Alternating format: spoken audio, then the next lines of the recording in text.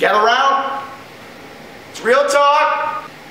So obviously, I said that I've learned things from my own shortcomings on my embarrassments of, you know, on Tinder or Twitter or let's say being called out when trying to slide into the DMs, which is second base, by the way, guys. Just if you're keeping record. I have some personal stories to make sure that you guys know that I'm pretty qualified on this one, and also my personal perspectives on these. They're pretty solid.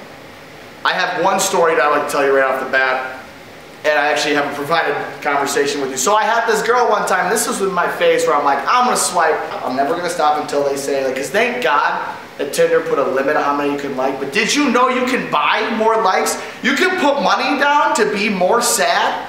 Like, really? Like, I can pay for depression? Like, I usually, like, it's $7.97 for like a number 10 at McDonald's. Like, that's pretty expensive for sadness. $4.99 so I can like somebody for like unlimited amount of sadness? Like, it's monthly? I can get packages of this? Like, that's ridiculous. So, but thank God they have a limit, because I would have been far more dead than I already am. You get all the matches that you didn't know you want, the girls that you didn't even look at, and you run into some less desirable prospects, I should say. If I remember her name correctly, I think it was something like Mandy or something, which seems like the name. Seems like the name of somebody. Like you know, like a Mandy or like a Brandy. Those are the girls. Or like a Melissa. Melissa just sounds junior Palm Squad. Like, that's what it sounds like middle school peak. You really liked Rihanna's first album.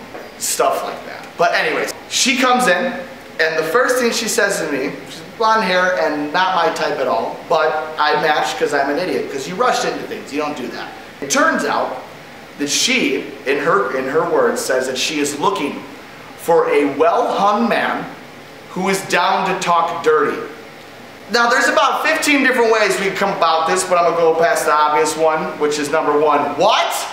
Why? Like, who does that? Like, that's like me, like, literally, you're meeting someone, like, for a job interview, because that's what Tinder is. I'm signing up for the position. Can I be filling you? Sex jokes. So, you're trying to get this occupation here, so you present yourself. What if you walked in an interview? Because Mandy seems like she works at JCPenney or something. And she walks in and she goes, and meets Mr. Manager, because that's his name. He goes, Mr. Manager, I am looking for a job that has a well-hung manager and who does down to talk dirty. No one will ever hire you, ever. You will be, oh my, HR will have a field day with you. I'm harassed. I was harassed. And the honest quotes, as you can see, hi, I'm Jake is my response. Next response is, that's how you start a conversation. It's great. I mean, I clearly know your name and your age, and apparently you're hoping, praying to God, that I have a horse dick and a beautiful fucking soliloquy prepared for you to just rub it out. Like, we don't need that, all right? That's one story that will always stick with me. Another story I have is I work with children. That's what I do, and I babysit, and it's whatever. I'm a man. Fuck you. I have a kid. I have a picture of one of the kids I watched. We were shoveling. I'm wearing her pink backpack while I'm wearing my leather jacket because it's funny. I look cute. It's like, oh, how sweet. I'm dad material. Fuck you. I'm wearing this, and then I get in my bio I say a preschool teacher. That's what I do. Girl goes, I only like you because you're good with kids. How do I respond to that? Like, so you don't like me in general, but you know that I would be great for raising your seed. Like, what is that? Like, are we gonna grow a super race family? Are we gonna make a band out of this? Are we gonna send them off to Princeton and, you know, and maybe Ivy League schools, and they can own a yacht one day and just talk about fucking like Art Nouveau and bullshit like that? Like, just the abstract, and no one needs that shit. But why, is that why you want to match with me? And so my response was, I don't really know exactly how to take that, but it seems vaguely negative.